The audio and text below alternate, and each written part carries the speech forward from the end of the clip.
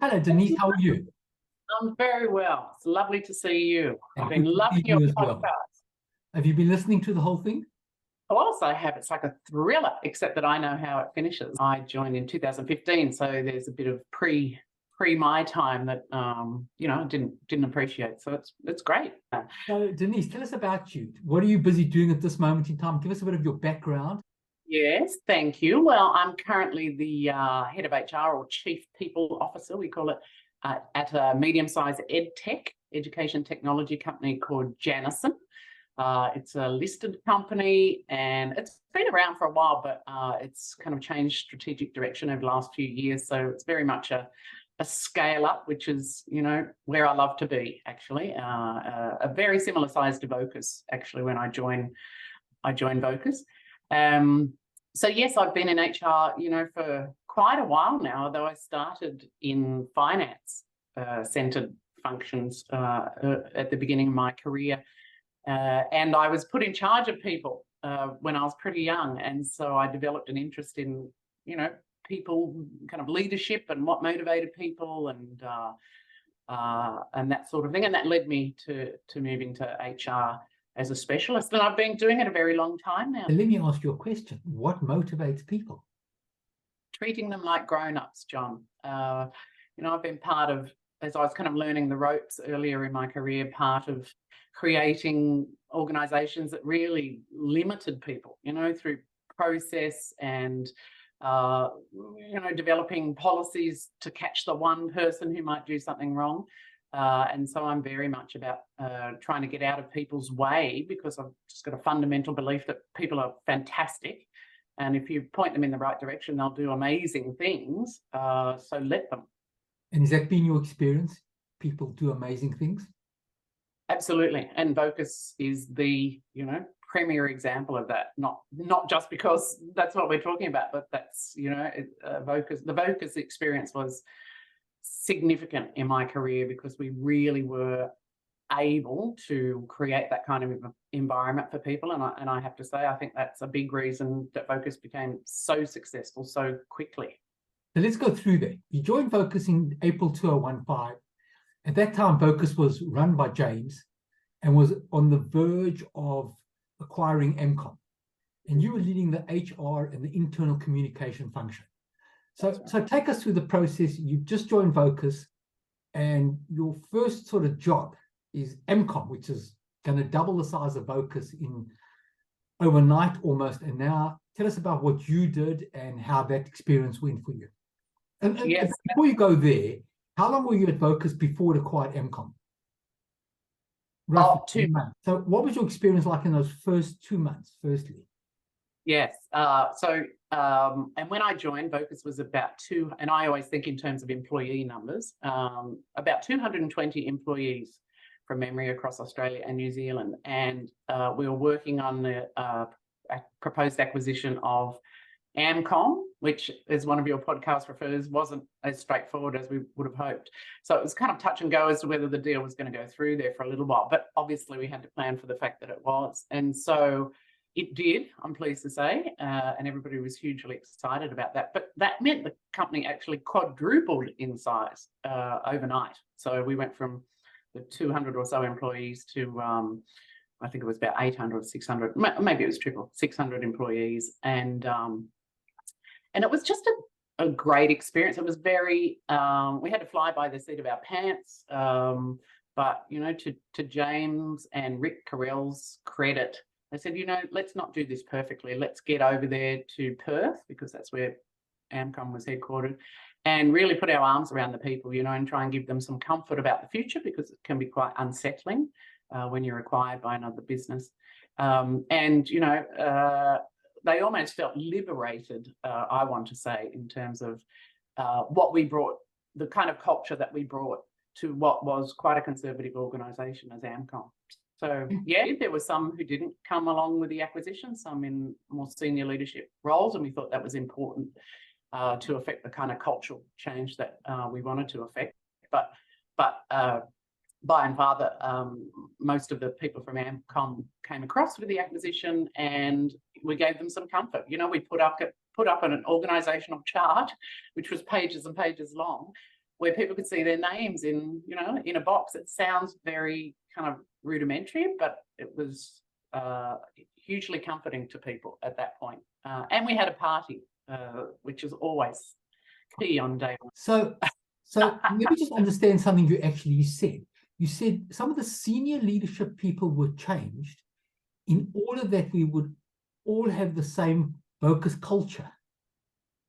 Well, it would never be the same. And when you put organisations together, it never is. I think Sure. I've resiled against the notion that, you know, there's one culture in an organisation. There's actually many. And you don't add, you know, 600 people to your employee kind of population without something changing. And I think that was a lesson that we learned, to be honest, from the Amcom acquisition. You know, as the acquirer, you can often have a overrated sense of your own kind of, you know, culture or systems and impose them almost on the acquired company. And I think to some degree we did that, not in the people space so much, but perhaps more in the technological areas. And I think we learned a lot from that. And so when we went on to merge with M2, and then we bought NextGen, and we bought another couple of little companies during that time as well, we were very cognizant to choose the best from, you know, both worlds rather than just the Vocus way of doing things. So how long did Vocus own Amcom before M2? Look, you know what? Before you started working on M2? It wasn't long at all, which kind of blew my mind a little bit. You know, it was a big enough change to try to integrate the business from a people perspective.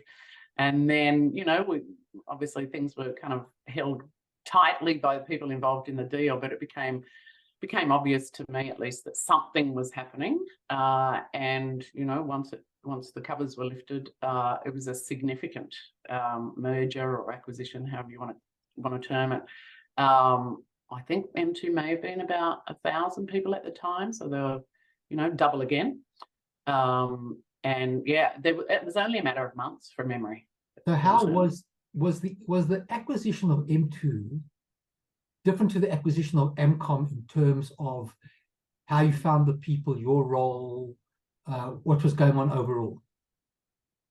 Yes, it was. It was, you know, I think the term merger of equals, you know, perhaps gets overplayed, but the approach to how to set the organisation up seemed to, you know, come from that place. And so the decision was made that, and as you've referred to, you know, we'd split the board down the middle, we'd split the executive team down the middle, and, you know, I think I was only there 8 months, actually, at this point. I actually had to recontest my role because there was an HR director from the M2 side of the business. So that's never fun, especially, you know, having only been there 8 months to kind of put your, you know, neck on the line again. Fortunately, it went my way, but it was, you know, unsettling personally because I just loved the place and I, you know, really wanted to be part of its future. And, you know, and as you've said, we lost some people. Mark Simpson, whom I love, you know, he left the organisation. That was pretty sad as well. A few people from the M2 side left as well. And there we were, you know, a newly constructed team. It was quite a bizarre kind of feeling, to be honest, to look across the table to, you know, a new set of faces overnight. When you got that video from Mark Simpson, I assume you got the same video as me. Did you think when he said, not you, it referred to you, not you? But it was different once we merged with M2. So tell me, when you now own M2, what were like your biggest challenges that you hadn't faced before, which suddenly you're facing with leadership or whatever else that was going on? What were the big challenges there versus, and really versus James's, from running a business with James to now James not being involved? What were the new challenges? Yeah, it was different. And, you know, it was okay at the start. You know, in terms of the work that me and my team did, we just, you know, got our integration plan out and started all over again in terms of the tactical stuff. But the real challenge was around culture. And it became pretty obvious to me early on that even though you know, there were a lot of synergies and a lot of opportunity by putting the businesses together. There really was a different culture. As I mentioned, Vocus, you know, was very much kind of unconventional. And, you know, James used to say, does it make the boat go faster? I think he stole that from somebody. And that there was that really kind of, you know, fast-paced, agile attitude to just getting stuff done that makes the business more successful. M2 was definitely more conservative, and, you know, at the upper echelons, I think that really played out over time as something that became untenable, really. Below the executive, people just got on with it. You know, I'm still in contact with people that came from different businesses into Vocus. I think we had huge success in terms of integrating at that level. You know, and we were 2,500 employees by this stage, plus 3,000 in an outsourced arrangement who loved the culture. But the problems really started to show at that executive level and clearly at the board level. So give us examples of some of the issues that you sort of started facing at the executive level. Look, you know, it's a style thing to a large degree. We'd done some work to integrate our values. M2 had some values that they hadn't really articulated, but they had some things that they lived by. And so early on when we came together, we went through a process of trying to value, you know, both sides, if you like, for want of a better term, of the business. And so we came up with some reiterated values, but we had kept a couple that Vocus held dearly. And my favourite was we're a clever company with no muppets. And that really informed the way, you know, I operated and my team operated in terms of initiatives we developed that treated people like awesome, you know, talented people, because we don't have muppets, right? And but that's unusual, and that was very much that came through from the M2 side of the business, that that, you know, it was almost kind of reductive in terms of their approach to people, that you know, limited them, I think, you know. And so as time went on, we seemed to move further and further away, in my opinion, from the values that, you know, in James's time absolutely informed everything we did and the way that we did it. And that became quite disappointing to me personally. I mean, we came up with a you know, shared set of values, and on paper they were, you know, they were great. They were really kind of edgy, you know, and we love that about Vocus. But for example, another one was have a crack, you know, in an agile scale up, hyper growth scale up. You know, you're just going to kind of give people the headroom to have a crack. But once kind of we merged with M2, there was a lot more bureaucracy and a lot more process that crept into place, and a lot more kind of decisions that needed to go to the top. Things slowed down. It became more hierarchical, and I guess that's the most stark observation I made between James's style and Jeff's style was James just had a way of expanding the conversation. I remember sitting in an executive meeting, and this is when we hadn't merged the executive team. So we still had 2 full executive teams. We still had 2 full boards too. And we were down in Melbourne and, you know, just kind of starting conversations. And one of the M2 executives was talking about why something couldn't happen. You know, we can't afford it, something like that, something to do with Dodo. I can't remember exactly what it was. And James almost brought the room to a standstill by saying, what if we didn't have to worry about that? What if we could afford it? Would that change what you think needs to happen? And it was such a stark example of what he did. He didn't have to be the smartest guy in the room, James. He loved surrounding himself by talented, smart people, and he would back you. You know, we didn't always agree, especially when I first started. You know, I had some kind of unconventional ideas, and I wanted to strip away some process that you know, had been implemented with the best of intentions, but you know, given my experience, just didn't fit with this hyper growth scale up culture. So Denise, being involved in all the people space, just be talking about from a people point of view. So did you think that the merger, and I'm not talking about from the HR point of view in terms of systems, I'm talking about from a culture, from an overall environment. Was the merger going well, or did you feel that there are issues arising out of the Vocus people versus the M2 people? There were a whole lot of issues because you were involved, not only were you involved in payroll, but you were sort of, if I can say, people came to you with the issues. You were if that would be a fair description of some of your job, if people coming and saying, I'm unhappy about this or that. Was that part of your job, for people to come and tell you their problems and issues? Well, it was part of my job to certainly provide channels for people to give feedback. And so that didn't necessarily mean coming to me personally, but, some people did. I mean, I had a decent sized team by this point. We had about 30 people in my team. But definitely I have always viewed part of my role as being the thermometer, the weather vane almost. So I made it my business. What was the weather vane? So give us color what was the weather vane was like. Things definitely started to go wrong over time. But by and large, I think most people kind of accepted that some stuff would take time to change. But as time went on, things got worse at the senior leadership level. It became very factional. The things that we'd held dearly on the Vocus side around creativity and innovation and fast moving became increasingly frustrating because of, the style of leadership that was a lot different to James's. So yes, definitely. And because we're leading the whole organization, fractures at the top create fractures, further down in terms of that silo behavior that you were talking about. At that point, there were 4 of us on the executive team. So there was Matt Hollis, who was the head of the kind of sales engine, if you like, Chris Deere, who you've referred to a few times, Rick, of course, in charge of finance, and me looking after the HR and communications. So, and I remember a few of the names of the M2 people, but not all of them. And so as time went on, it became increasingly frustrating for us to do what we, felt our job was, which was to move fast and, create a hugely successful business. So, one by one, we left.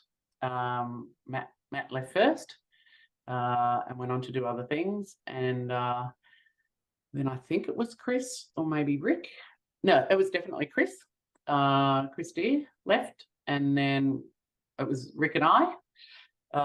And Rick left, and I was the last woman to go. Let's go with this. So then along comes NextGen. Yes. Now, tell us a bit about NextGen. How did that integration go? Well, again, it was a little bit trickier.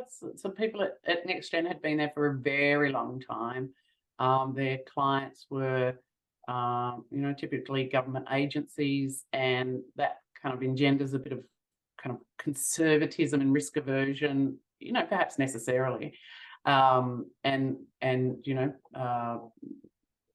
could see that, I suppose, in the suspicion that people had about this company that had just acquired them. But once we'd done really simple things, although big things like locate people together in the one office, because it was all office-based pretty much work at that point, you really started to see people come together, and as structures changed and people became part of a team with people from a range of organisations historically, then you really saw people start to pull together. So I think it was a pretty successful integration from my perspective. I'm still in touch with a few people from there as well. Excellent. Yeah, but it was a different culture yet again, very conservative. But that's okay. You always get subcultures as long as you've got the foundations of the threads that tie us all together, as I like to call them. Then that's okay. But now you're coming along, and all the Vocus people, the Vocus senior people going down the ranks, the really handpicked James people who were absolutely integral to building this business, are leaving one by one. Did you sort of feel that there's becoming a culture of Vocus people leaving or getting rid of Vocus people? Yes. unquestionably. That was my observation. I think Matt kind of made his departure when he saw the writing on the wall, perhaps. But yeah, certainly I didn't want to leave Vocus, and I was surprised that I, was made redundant effectively. So yes, it seemed a fairly systematic pick off of the Vocus people. I think Jeff just got to the point where he didn't know who to trust. I think it goes back to his style, that the smartest guy in the room style. Trust me, I've replayed it, that kind of last conversation several times in my head, because I was heartbroken. I absolutely love Vocus, but it had started to turn into a place where we just lost our secret sauce. And that's, it really became a M2-led organization. And so people ask me, in retrospect, like, what went wrong? Merging of cultures doesn't work. I think a lot did work. And perhaps, and maybe it made perfect sense for Jeff to be the CEO in the initial days. But I think once it became obvious that Jeff and James just didn't kind of align, I think a change in CEO, probably external, probably would have, perhaps led to a more successful kind of organisation than it turned out. Hindsight isn't exact science. You see things now that you wish you would have known at the time. But, on paper, it seemed an entirely sensible thing to do. I agree with you. All of it. It just came to styles and the misalignment of where James in particular wanted the business to go, and Tony Grist, and yourself wanted the business to go in the kind of business that you'd already created. And that kind of changing, to a degree that became clearly untenable for Tony and James. I mean, I would have loved if James had been the CEO of the merged organisation. I think we would have gone absolute gangbusters. But I remember him saying, and this is kind of fellow he is, right? I remember him standing up in front of the all staff kind of gathering saying, I don't think I could be the CEO of this size organisation. It's too big for me. I think I'll be better on the board. I mean, what a kind of a self-reflective thing for him to say. It's water under the bridge. It's a while ago now, John. Listening to you. Thank you so much for everything, and thank you for agreeing to come onto this podcast.